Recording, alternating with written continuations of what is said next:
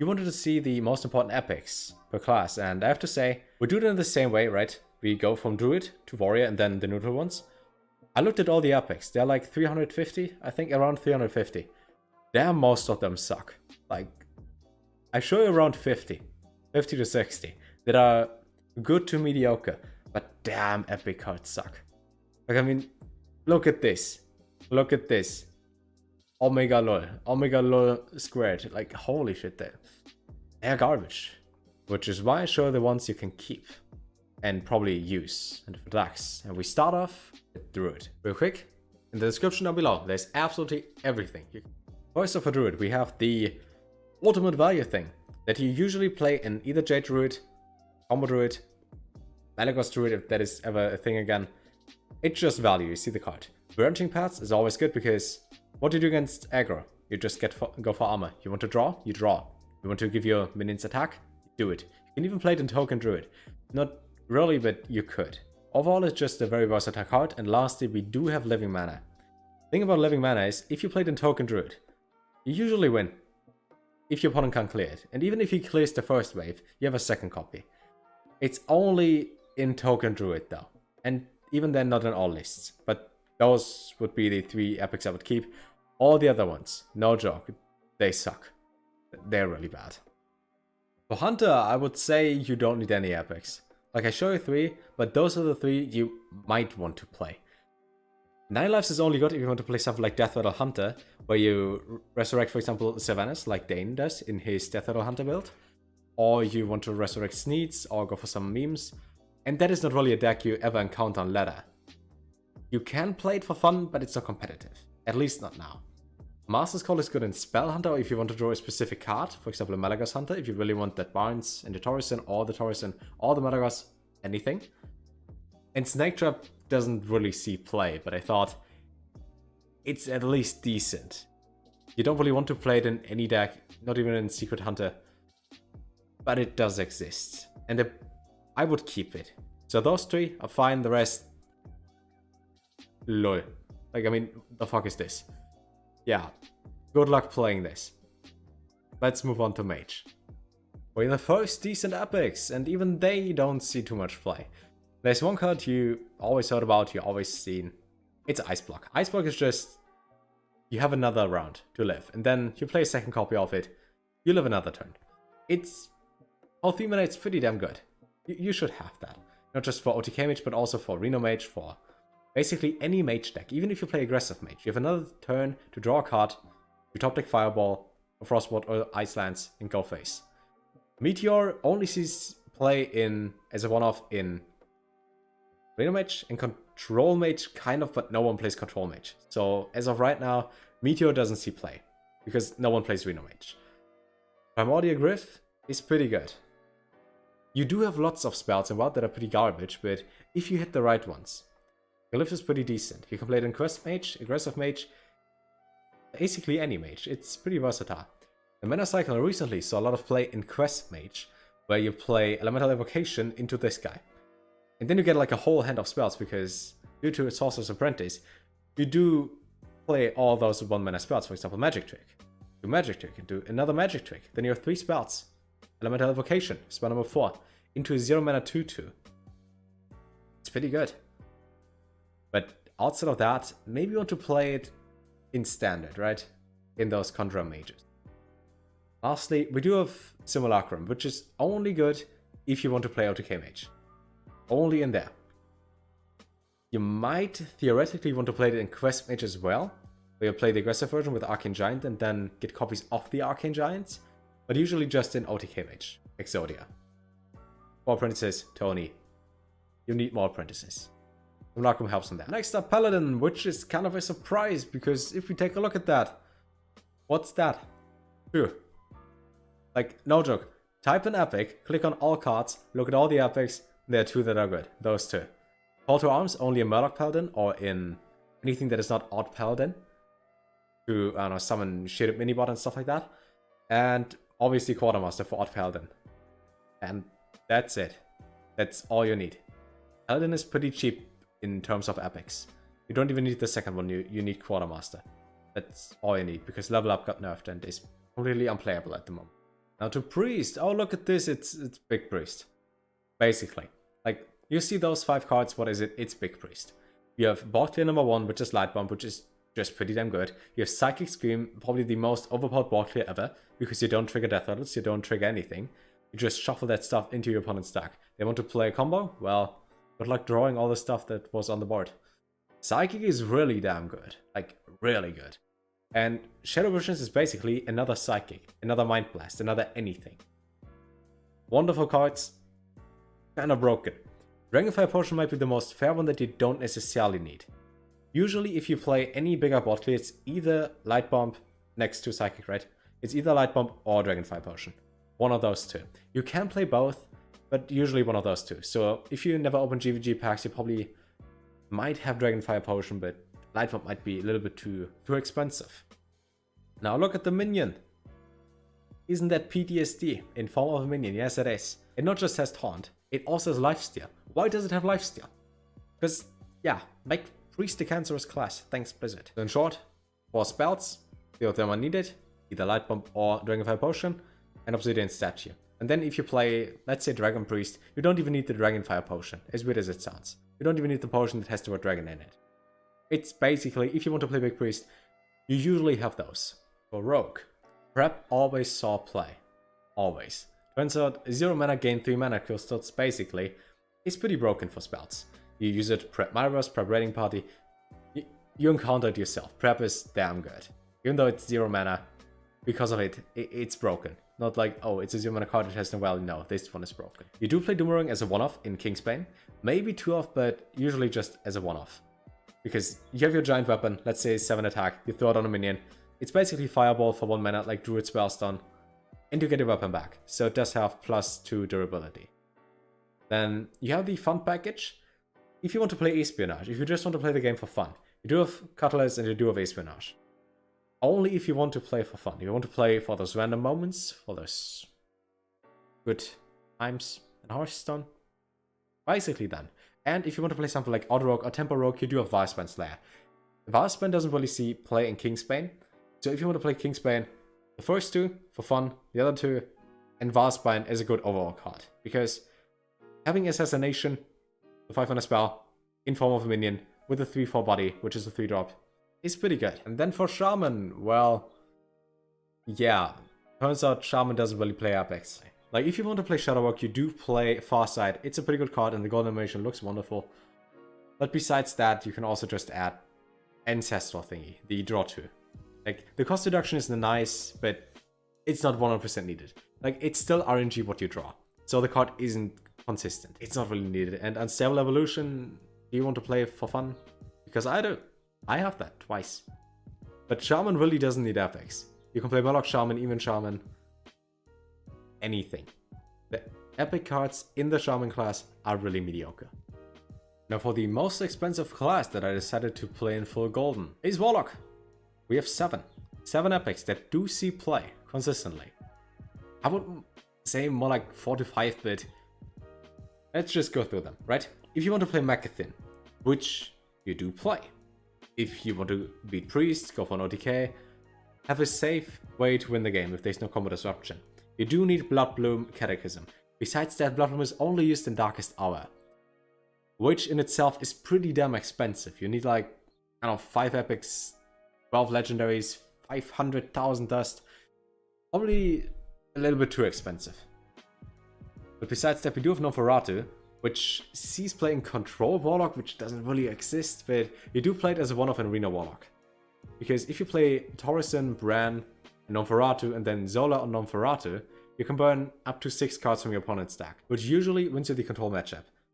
We also have Twisting Nether, which is also just a one-off. You can just 100% clear the board.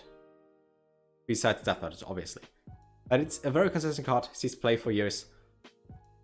Like Voidlord. Void Color Voidlord. Voidlord is by far the most important one on those. Like, Void Color Voidlord alone wins you games. That's the whole combo. Play Sense Demons, it's a common. Draw Void Color Voidlord, win the game. That's 50% of why you win against Paladin and Rogue. And then you have Treachery. What do you have Treachery for? For Doomsayer mainly. You can play something like Fel Reaver to give your opponent a Fel Reaver and then make him overdraw his whole deck. But usually you put it onto Doomsayer and then your opponent's board blows up. You can play it as a whole archetype and play 2 treacheries, but usually it's just a one-off. For example, a Mechathon if you want to include double Doomsayer. Or Reno Warlock if you want to include Doomsayer. It's usually with Doomsayer and not really needed, but it does see play. And lastly for Warrior, it's basically do you want to play Control Warrior? Because then you do need Brawl, because it's a ward clear. You see it everywhere for years since it was printed. It's a 2-off. You do want to play like 1 Super Collider, mainly in Odd Warrior. Because turns out, if your opponent has 2 8-drops and they just kill each other for 5 mana, and you can do it 3 times, that's pretty powerful. Hearthstone was always there. Turns out 1 mana Pyroblast times 8 on 1 minion usually kills it. It's Control Warrior stuff, right? You do have Reckless Flurry just for Odd Warrior, because turns out your hero power into this is 5 mana, it's 1 card, and it's Flame Strike. You just clear the board. You win against any aggressive deck if you play that. Most of the time, if you can clear the board, and if they can't, come back. So basically 4 cards for Control Warrior, and the last one is Dead Man's Hand for, who would have thought, Dead Man's Hand Warrior. And yes, you do most likely need 2 of them, so you can go infinite. If you have 1 Dead Man's Hand in hand, and then you use it, you don't shuffle a copy of Dead Man's Hand into your deck, so you do need 2. And then you just wait with one of them, draw the second one, put this over here, and then use it again, shuffle it in your deck, put it over here. Damn, I'm talented. So in short, if you want to play Control, play this. If you want to play Tempo Warrior, any other form of Warrior, no, you don't need epics. They are pretty useless. Those would be all the cards I personally would keep. You can obviously keep more, right? You can have this epic and that epic, another one. They aren't bad, but they don't really see play at all. Based on the meta right now, May 2019 in Wild, rank 5 to Legend. I don't really see any other epic. But we still have neutral cards, and neutral cards are quite a few.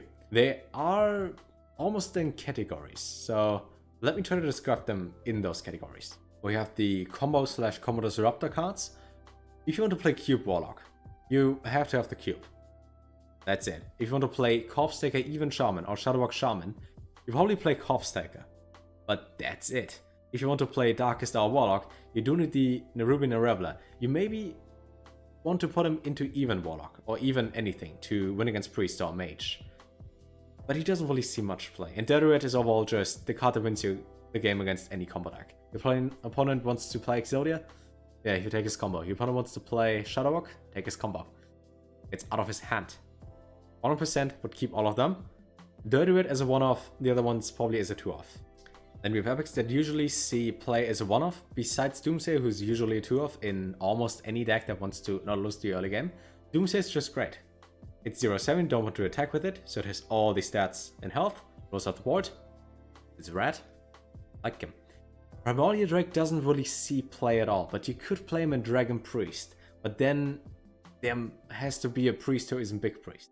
So Primordial Drake usually doesn't really exist on ladder. He might be dust, but he is a good card. He is a good card. Because wins against tokens, rolls off the board, has taunt. BGH kinda makes a comeback in Reno decks. Questionable. I personally don't like him anymore since he's 5 mana. Might not be the best one. Gluttonous Ooze is wonderful against Kingsbane, usually a one-off as well. Or against any deck that has weapons. It's wonderful. Love that card. I haven't seen a list that runs 2 of them, like a full control list, because no one plays that. I don't know. You would need to invent that for the current meta. 100% good card as a one-off. Murloc War Leader. You played a Murloc Shaman. You played in any Finn Paladin. Or any aggressive Murloc deck, which is just Paladin and Shaman. 2-off for sure. Voodoo Doll, 1-off for sure. Well, maybe in Mage. Mage with Jaina or Mage in, I don't know, Conjurers in Standard, even. Baleful Banker is 100% a one-off in Reno decks. If you want to play the value game. For example, Elysiana, Baleful Banker, that's 2 cards and you don't fatigue for 21 turns. That is pretty broken. That is pretty good. So in short, 100% in Ooze, at least if you want to play a non-aggressive deck. And Doomsayer is also good. Those are the ones I would definitely keep. The other 5 ones, debatable if you want to play those cards in certain decks or if you want to play those decks at all. Then we have in the dungeon I go deeper. I am in Odd Paladin, Evolved Shaman, and Conjurer Mage Creeper, who's just good. 0 mana 2/5 is still a good minion.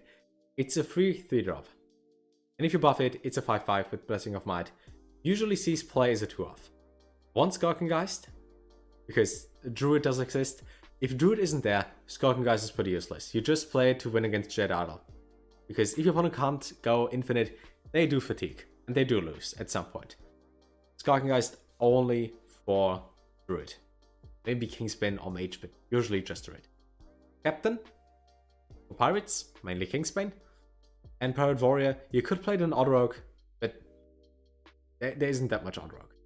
If you want to play Pirates, want to play aggressive, keep the Captain. And lastly, the Carpet. Carpet is more a standard card. You could play it in Token Druid, you can play it in Zoo Warlock, but it's not necessary. Hobgoblin also works. They aren't necessary though. You can always play the heal version. You can always play Happy Goal and stuff. And we got the Giants. All 4 of them. There might be more, but those are the 4 you want to play. Any Warlock deck that runs slow probably has Mountain Giant in there. Mainly even Warlock. If you want to play Mage, mainly Quest Mage at the moment, you do play the Arcane Giant. Then also for even Warlock is the Molten Giant, because not just Tackle makes you go down to 10 health and less. You can play it in Paladin. No, in Warlock you do if you hero power and you kill yourself most of the time. And if you go down to 10 and you play 0 mana 8/8 into Taunt, into Faceless Guy, that's pretty powerful. Sea Giants he's playing even Shaman, and maybe Zoo decks or Token decks. Not really, but mainly in even Shaman, because you do flood the board. You do have lots of tokens. And 2 to 3 mana 8/8s are really good. Really good. Keep the Giants. Have always been good. Will always be good. And for the last 4 cards or epics that you probably shouldn't disenchant, place the Shambler. If you want to play even Warlock, it only sees play in there because Twilight Drake, Mountain Giant, Molten Giant, anything. It's pretty good in there. No other deck, only even Warlock. Place a Manipulator, maybe in Cube Warlock, and that's pretty much it. He is versatile and he might get a comeback soon when you play less aggressive decks, maybe. He can be anything for 5 mana. He could be your opponent's Ysera, if that ever happens. I would hold on to him. He doesn't really see play at the moment though. For Murlocs, we 1% out the Gentle Megasword, because turns out if you buff your Murlocs with +3 attack or Wind Fury, you usually win. But they get pretty broken, those 1/1s. Usually a 2-off. And lastly, you don't need to enhance a Meccano. I told him myself, it's random after all, right? What if you get taunt all the time? Then, well, rip. You might get Wind Fury though, for Mech Hunter. Or you play a meme or rogue with Max. You play Mech Hunter, and might put him in as a one-off bit. He isn't really needed. And I would say that wraps up all the cards I personally would keep, and my thoughts about them. The thing is, I didn't tell you if I would keep a 1-off or 2-off for all the cards, right? So in the description down below, I will make something like a tier list where I just put the 100% keep, maybe keep, and very unlikely keep cards, and then X1 or X2, so you can see as a 1-off or a 2-off. So everything in the description will be the too long didn't watch version. Of like 300 epics, like, I don't know, 250 suck. Like, they might find play in some niche deck, but they are really bad. If I didn't include a certain card, for example, Bring It On, might be a good card, right? It does see play in Deadman's Hand Warrior. I don't really want to include that. So the main difference is between the epics I just showed you and the ones that you might want to keep or might want to ask why they aren't in the list. Those are just the epics that see the most play at the moment in the current meta for the decks that are popular. Let's just clap twice and listen to the outro.